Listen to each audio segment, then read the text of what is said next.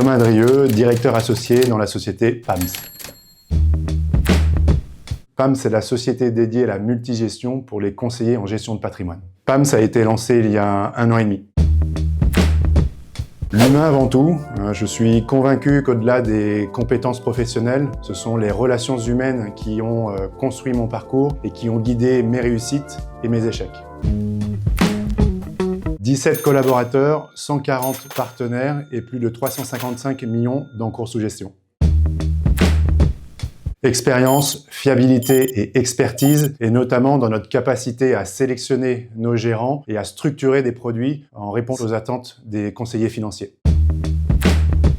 Mon arrivée dans un cabinet de conseil en Transaction Services, où je me retrouve dans une salle avec 4 autres nouveaux arrivants, tous brillants, mais j'ai l'intime conviction que l'on va plus que bien s'entendre, et les années qui ont suivi l'ont confirmé. Beaucoup de rire, beaucoup d'énergie sur le bench, et j'en ai encore le sourire aujourd'hui.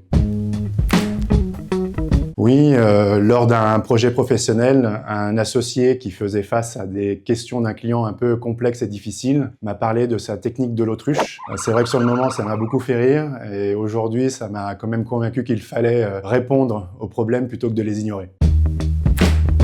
En tant qu'ancien joueur semi-professionnel au football, et c'est certainement mon premier match en semi-professionnel en CFA2 dans l'équipe d'Ivry face au Touquet.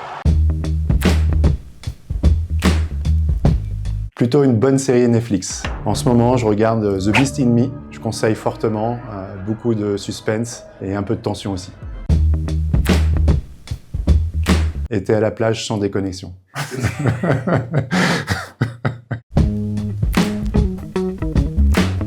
J'ai eu du mal à la comprendre.